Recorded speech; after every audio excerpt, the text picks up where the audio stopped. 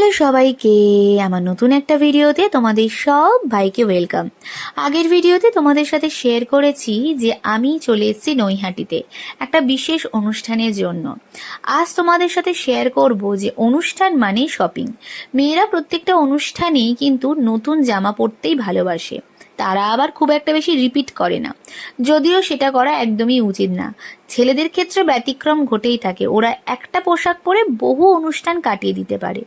তবে এইবারের অনুষ্ঠানটা একটু অন্যরকম যেহেতু, তাই কাকু কাকিমা বলেছিল দীপের জন্য যাতে একটা সাদা লালের কাজ করা পাঞ্জাবি আমি পছন্দ করে কিনে আনি।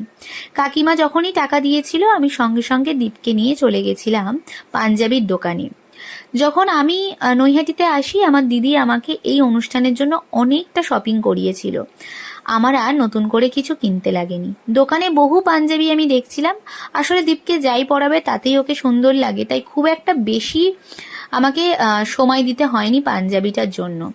আমাদের খুব তাড়াতাড়ি পছন্দ হয়ে গেছিল। তবে কোন পাঞ্জাবিটা কিনলাম সেটা দেখার জন্য তোমাদের এই পেজটা ফলো করতে হবে।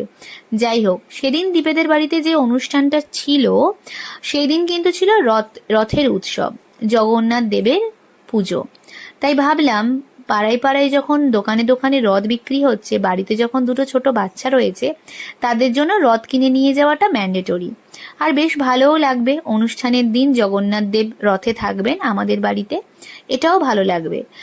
এই ব্লগটা পরে কি কি হলো সেটা দেখার জন্য এই পেজটাকে ফলো করতে হবে।